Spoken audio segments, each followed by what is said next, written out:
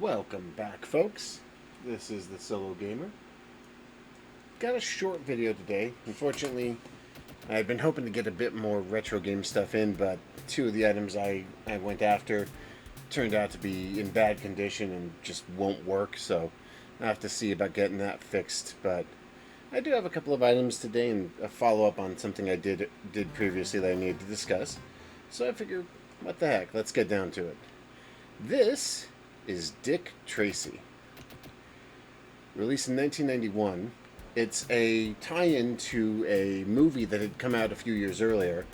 It had also had an NES game, but the NES game was a vastly different beast than the Genesis variant. The NES game was a much more murder mystery solving detective game. This is a straight-up actioner. And honestly, the better of the two, in my opinion. Got solid color, great visuals. Music's also pretty good. But what made it stand out was that it took out all the clue hunting nonsense that made the NES game feel slow and stilted and uninteresting. Instead, made this just a straight up shooter. You've got the handgun for close range, you got the Tommy gun for the background, and you can jump. Not a whole lot. Doesn't require a whole lot of... It's not complicated, it's not difficult. But it had what was actually some pretty decent graphics for its era. And definitely feels like a much more solid game to play than the previous NES version. It also, surprisingly, did a fairly decent job when it came to the game's visuals. Everything has that solid color, that solid colorful style that the movie had. Dick's outfit is a spot-on match. Not quite sure how well the goons feature into it, but it's viable. The game is difficult, but that's pretty typical for this era. And it's not difficult in a way that feels cheap, it's just hard. It led you, goon. But the game is a solid shooter, very solid action, a lot of fun. And I will give credit where it's due. Its audio is solid. Like, the music isn't anything stupendous, but it fits the style of the game and it matches the sort of jazz-inspired ensemble style from the movie.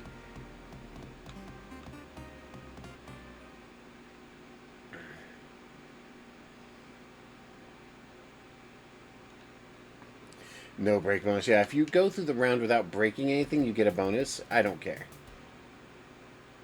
I'm out of bullets. Which means it's fight time. Yeah, there will be levels where you don't have guns, and you have to fight your way through with hand-to-hand. Which is, admittedly, these are much more difficult levels. And they are much harder than the shooting levels. They require a lot more practice and a lot more patience. But they're still good. Whoa. Punch. Punch. Wait for this guy to drop the bombs. Get in close and just lay him out. If the game had any faults that I could really lay into, is that the controls could at times feel a little loose. Dick moves and jumps well enough, but there's times when his hits don't feel like they land properly, or that they don't land as efficiently as they should. There's also issues with him not being able to move in certain directions, or the game not really giving you an indication of what you're supposed to do. Climbing the ladder isn't really an indicator. You don't realize you're supposed to be doing that.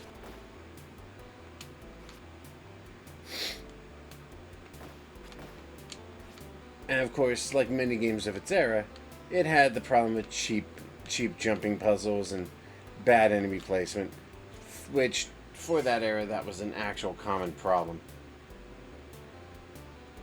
Still,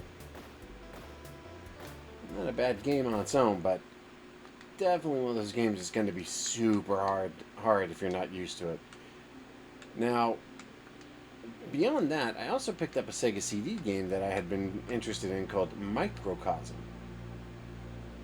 And I guess it's a shooter. I've heard of it. I've never played it, but I was interested in it because it looked kind of cool. So we'll see if we can get this one to run. It installed okay, so hopefully it'll run okay. But the Sega CD stuff is always kind of weird. There it goes. Yeah, Psygnosis. These were the guys who I think also did like the Colony Wars series. I think. But I could be wrong. I'll check. Licensed by Sega Entertainment. Copyright Psygnosis.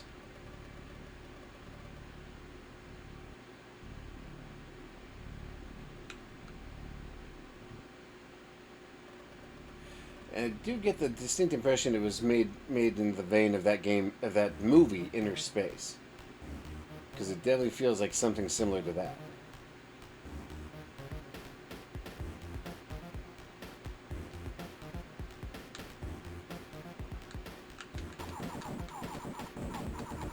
Yeah, it definitely feels like a... Definitely feels like someone said, let's take Inner Space and make a shooter out of it. Which, hey, I ain't against it. Pretty cool.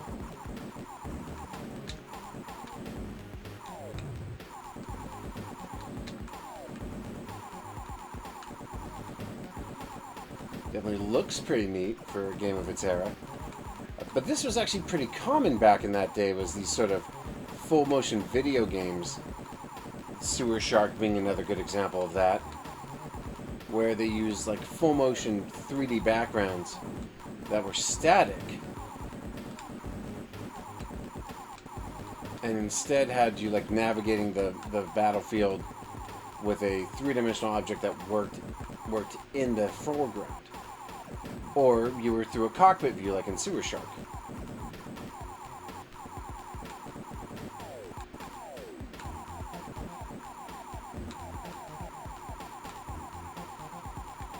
It's definitely an interesting concept, and I can definitely see where this would have been something to behold back in the days of the Sega CD. Nowadays, it's quaint. Kind of reminds me of that game The Hive, if you know that game, which is another example of a game created when this technology was just starting to hit its when it was just starting to hit its its strong point. And really sort of, this technology was just in its infancy. CD-ROM tech was starting to, come into the mainstream. First for music, and then video and games eventually followed suit.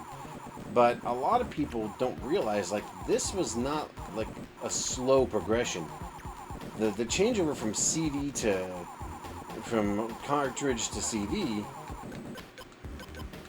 was almost like a hard cut in a weird sense.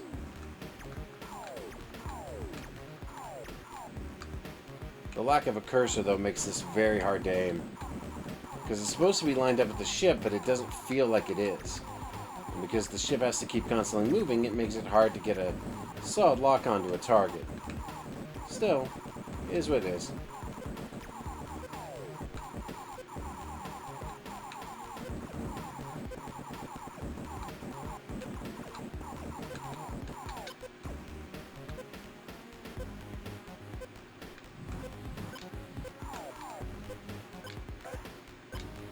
But it's an interesting game in concept, and I could definitely see how this could have been appealing when it first launched.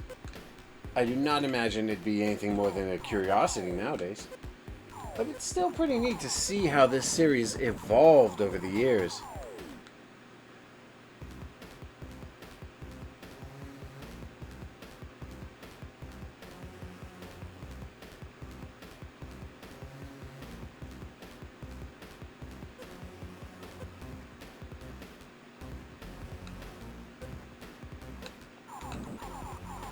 Oh, boss fight time.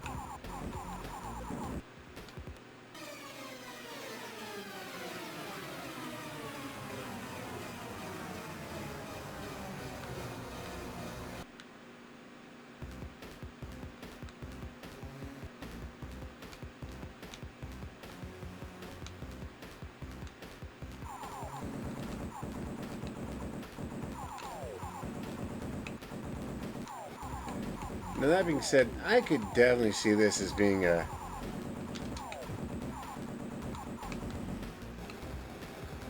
I could definitely see this as being an intriguing bit of gaming experience in its era. But I definitely think like nowadays you do something like this full 3D with all the details and graphics. Which, to be fair, be kind of cool actually, an interspace style shooter exploration game. But with modern tech you could do so much more with it. But it is an example of how this series was really trying to push itself forward, and it was not the only one of its kind. There was a lot of 3D full motion video shit going on back in the day. Siberia, Lawnmower Man, which admittedly that movie is still a weird thing. I really liked it as a kid. Nowadays I kind of wonder if like maybe it was a little bit too far ahead of its time. But yeah, it was the same company that would eventually go on to make Colony Wars, Wipeout, G Police, and a lot of other sort of really interesting games, including Lemmings, which I really still need to find a copy of that. But yeah, it's one of those things where I do think you're going to see like a lot of interesting stuff in it. But anyway, I gotta switch controllers here real quick, get back to the main controller. Because the other thing I wanted to talk about today was I wanted to talk about my video about the game Crusader. And specifically, I mentioned in that, and this is my own memory being bad, that I thought it had all of the game's features, and it turns out like I made a mistake on that. While Crusader is probably one of the most complete ports of this game, it is in no way a complete port of the PC version. There are parts missing, and the most nominal of those would be that there are some parts of the game, cutscenes in particular, that are missing. Now, in the full game, when you go to the Rebel base, there's people you can talk to. There's groups you can interact with. There's stuff you can do. I forgot about all that because it had been a long time since I played the game proper. Oh, I need to fix that. I need to fix that audio.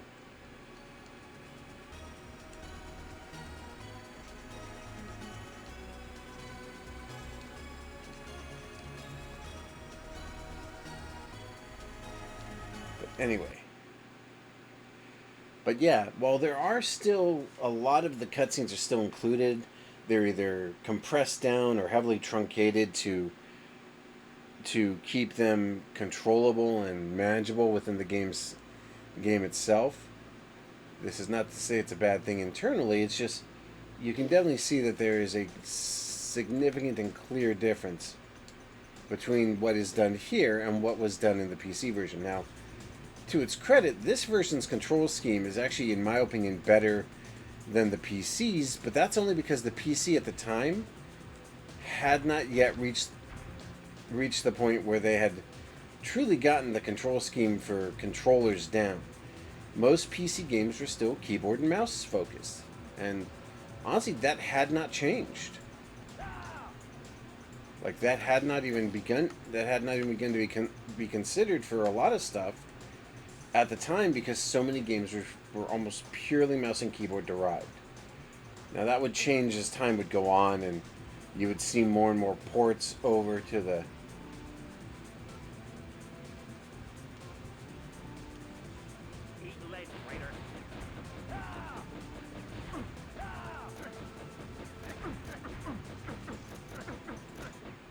damn.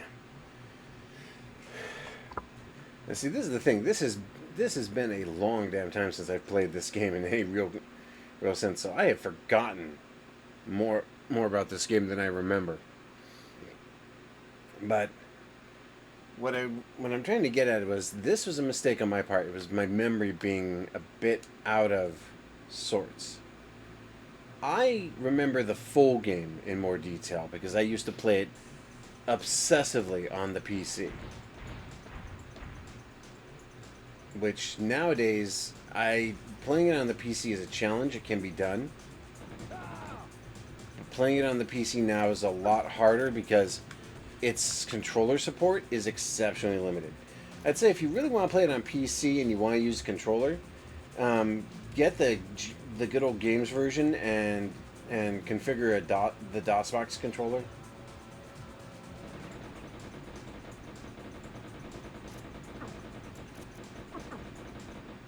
I need to hit it with something heavier, don't I? Alright, I think I know what to do next time. But, yeah, as a general rule, the Crusader games were difficult in and of themselves. But the real challenge for most of them was that you had to learn how to... This wasn't like a run and gunner, which is probably why I'm getting killed. I'm thinking of it and playing it like a run and gunner, which is not how it was. You had to think things through. You had to think about what you were doing. And you had to consider your best courses of action when it came down to how you were going to handle it. Like, to be fair, the silencer is tough, but he is not invulnerable.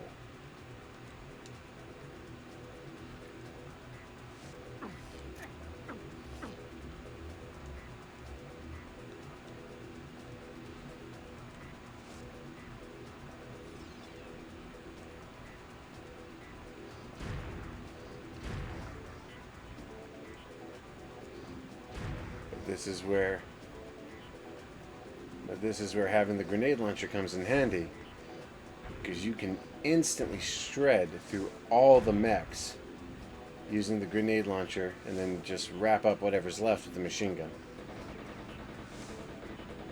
See?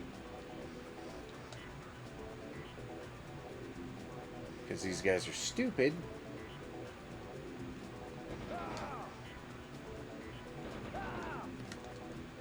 Easily dealt with.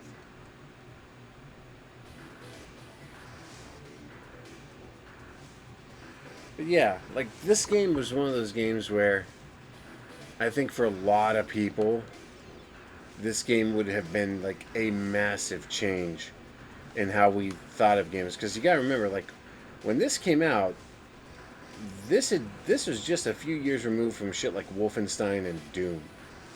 And this came out as a huge change in gaming. We suddenly had a game that was that was much higher definition than previous games were. We had a game with significantly better visual quality. We had a game with full CD audio. We had a game that, in many ways, changed how we played games, because now we had a game that was all about tactical action, which was not something that was common for a lot of the games at the time. They were, as the old saying goes, just straight out run and gun.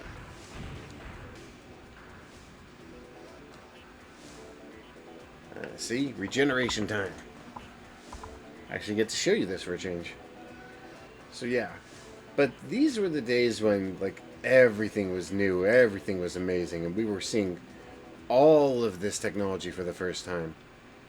I personally think that Origin is a perfect example of gaming at a time when it was at its most experimental.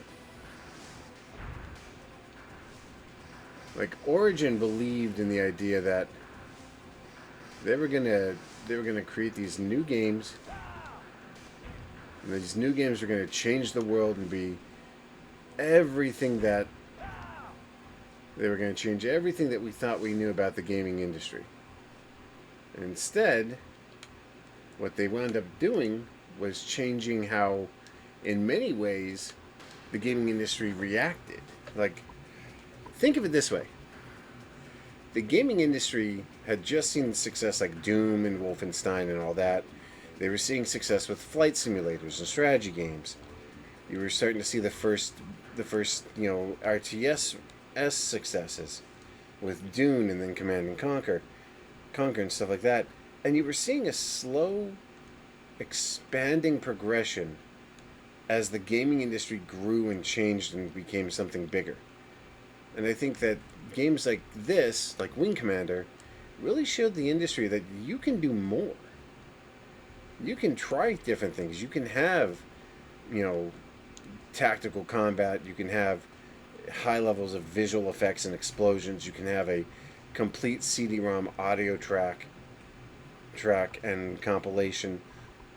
You could have professional composers writing absolute gold like the Traveler.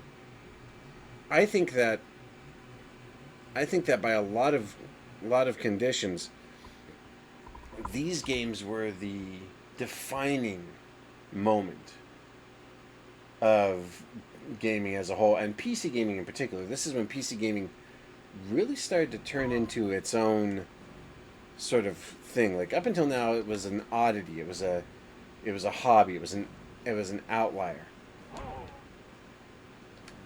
But here, you saw the gaming industry started to really take notice of just how much you could make with the gaming systems, and PC gaming saw money to be made, and that's why Microsoft invested heavily in making Doom a Windows 95 compatible product by making their next operating system operate with it.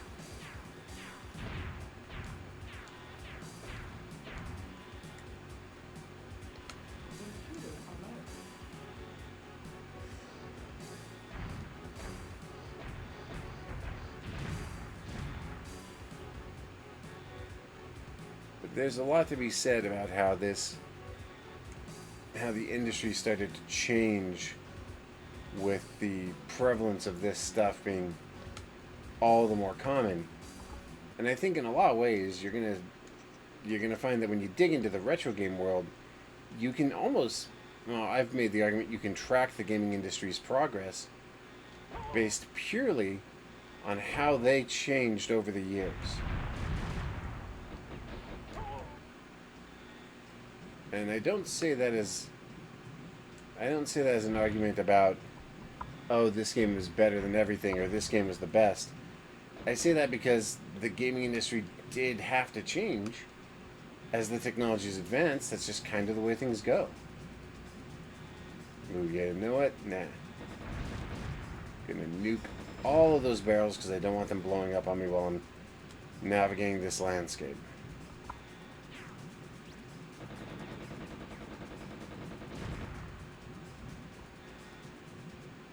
Yeah.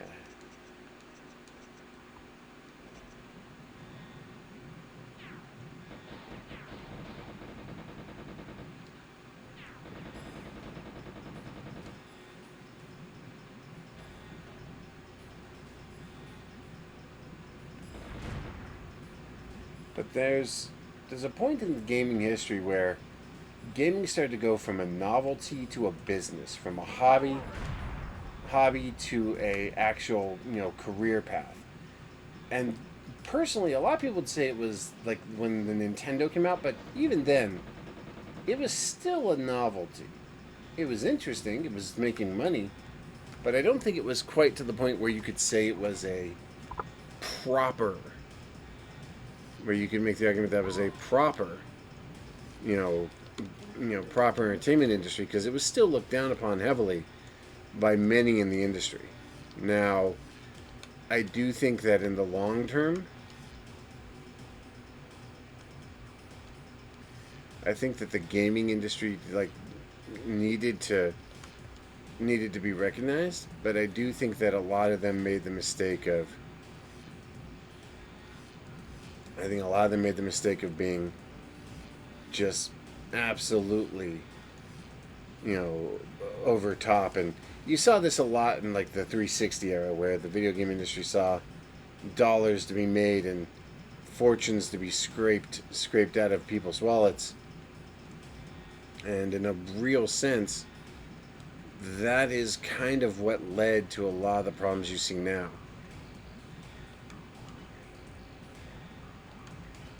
And I think if we started going back to the smaller games, and we started going back to the smaller products and the smaller parts, you'd see the gaming industry getting better. You'd see it getting more and more structured. Like right now, I know a lot of people have been talking about this, but the game Silksong, Hollow Knight Silksong, just launched. It's $20. $20. It's a huge, complex game that is, by all accounts, quite challenging. There are people actively whining about it because it has essentially put a bullseye on the game industry's back now. Because they're saying it's not fair to us. You're expecting us to make all these games that are so complex and have our only X amount of money, and it's like, yeah, because it can be done and it's been proven it can be done, and your greedy bullshit no longer flies.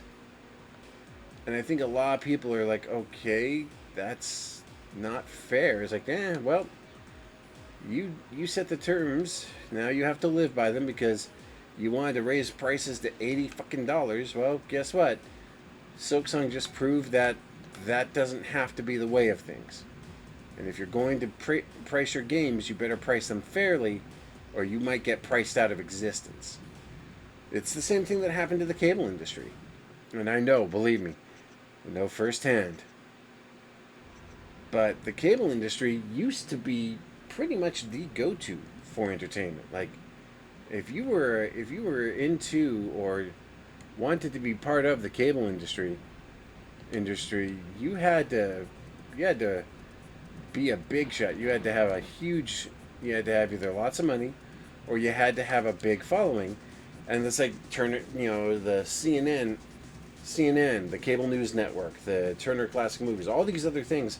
They came about because people wanted choice. They wanted variety. There were three main networks and a handful of locals, and that was it. And I don't mean to be crude about it, but that is in many ways how the situation came to where it is now. Is the cable news network got big, it got powerful, it started making enormous amounts of money, and then all of a sudden, someone got it in their head that, oh, well, we can overcharge because people will pay us because 681 code 618. Okay. All right.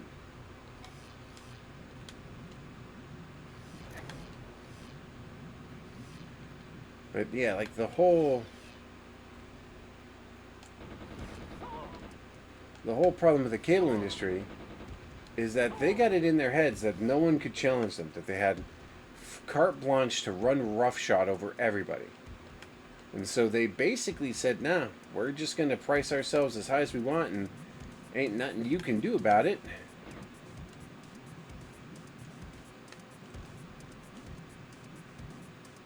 And they expected that to be the case. What actually wound up happening was they priced themselves to a point where no one wanted to pay the price, and the moment there was competition, which in this case wound up being the shall we say, let's be honest and just call a spade here. What was it? It was literally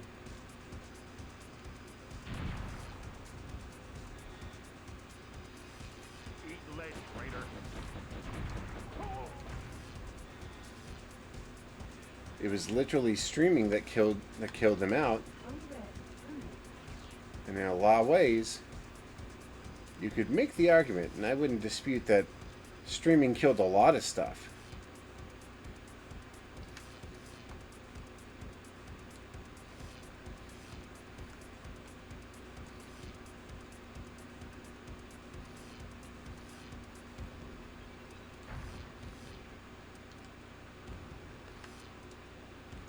Alright.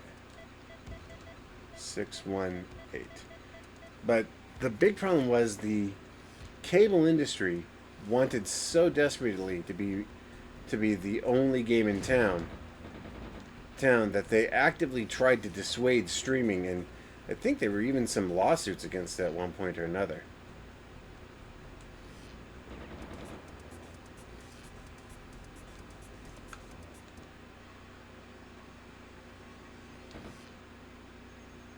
What took you so long, Tin Man? Must be beginning to get tired of waiting on you. Receiving the file now. Wait. I'm losing signal strength. All right, we must have a flux in the power grid. All right, I'm switching filters to patch in an amplifier. And that's it. File transfer complete. You might have a future in this business after all, Tin Man. I don't know what all that was about, but I think you better take that as your cue to get out of there like yesterday. Could mean the consortium sniffers have locked onto your position. So hot-foot it to the jump pad. On level 1. If you don't get there fast, you are a pedestrian. Wizard out. But yeah, like I would argue for the purposes of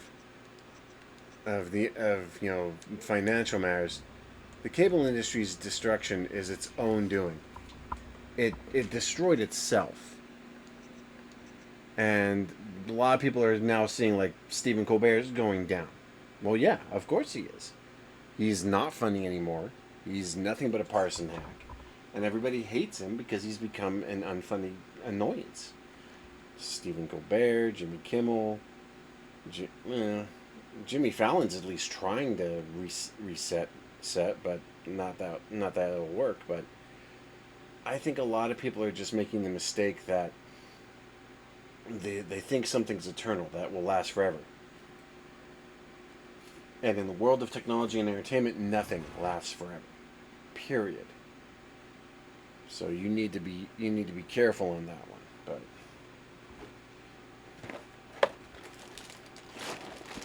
alright, so anyway.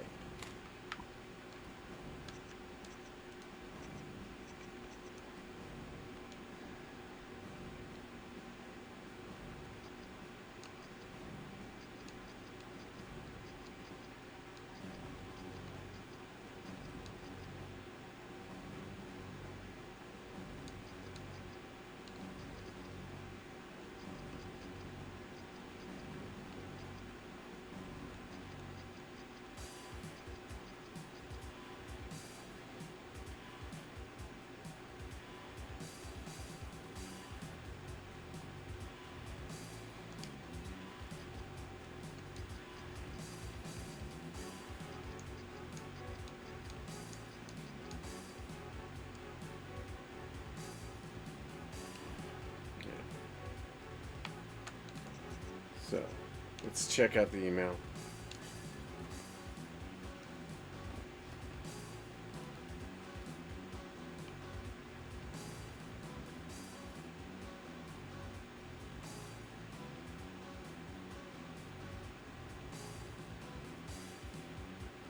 Yeah.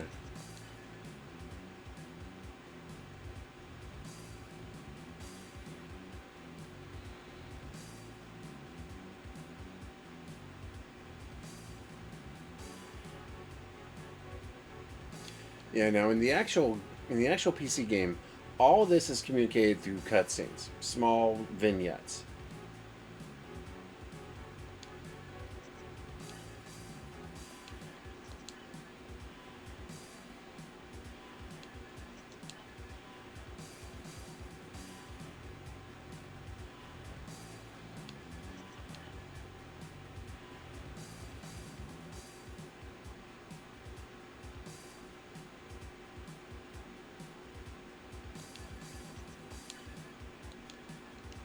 Alright.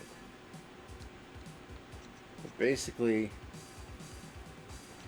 basically, this game was a port of a grander project on PC that they cut down to fit on the PS1, but it still does the job admirably, and the controls Good are work on at that least last pick up and mission, play. Captain. Maybe General Maxis is right about you after all. Here's the latest situation. The WEC has several resistance sympathetic cities locked down tight, starving civilians along with the rebels. Thousands of people in Geneva alone will starve if our next food shipment doesn't get through. And the public still thinks we're shipping in weapons. Newscasters. They blindly report whatever the government tells them as if it were fact. Yep. We need to get the food past the WEC blockade. You are to sabotage one of their monitoring stations. Andrews will be acting as your insertion reconnaissance man again. Once you're inside, you are to locate and destroy the central communications array before our convoy starts to roll in. Consult your data link for help locating the receiving array. Once you've placed the blast pack, Corporal Reeves will contact you with extraction coordinates. Dismissed.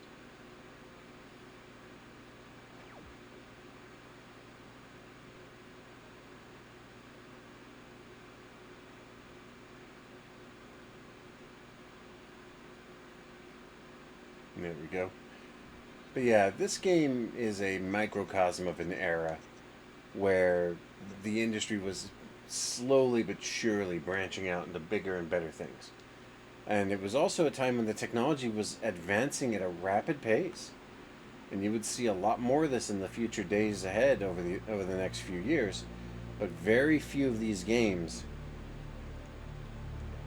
would ever, reach the wider audience. They would often remain niche or small titles for years on end before they would eventually be found and picked up by other groups.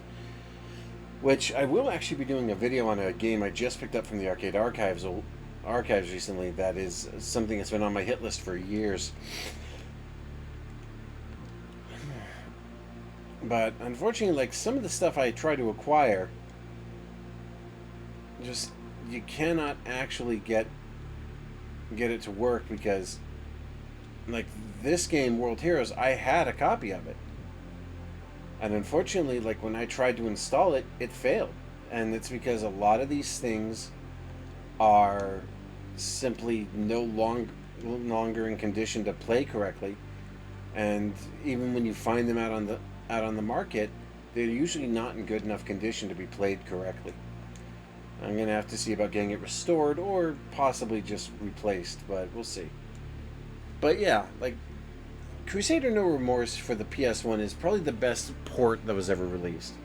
Although the Saturn's a good port too, especially once you figure out the control scheme. The controls for the PlayStation 1 were simply better overall than the Sega Saturns were. And a lot of that has to do with the controller system for the Sega Saturn being just essentially a straight-up 6-button rip-off of the Genesis. It was identical. It wasn't all that different, wasn't all that varied. It was strictly a 6-button controller, which made it very, very similar to the Saturn, to the Genesis. And, I mean, that, for a game like Crusader, that isn't enough. It's unfortunate, but it is what it is. But it is a product of its era. And in many ways, it's an example of how, even back then, the PC gaming industry was starting to see more and more recognition because they could do so much more back then with PC than you could with console. Consoles really wouldn't start catching up in any real practical level until I guess you could say somewhere around the Xbox 360 era, really. Though there was some stuff done on the PS2 and Xbox original that you could argue that could have been done. I would make the argument that a lot of what could have been transferred over from there wasn't, and that was a huge mistake in many cases. That's just my opinion. For example, I still say the games Buffy the Vampire Slayer and its sequel both should have been ported to PC, and there was at one time an effort to port the original Buffy the Vampire Slayer to PC. According to an interview, they had it about 70% complete. Like, it wasn't perfect. They were still having some minor technical glitches, but you could play it. It was functional. It was operable. And they just terminated it. Just gave up the ghost on it. Which, again, feel that's a major mistake. That game was so good. But anyway, I will be back with another video about another bit of arcade history. This one, a follow-up to a video I did for the Arcade Archives featuring the original Newman Athletics.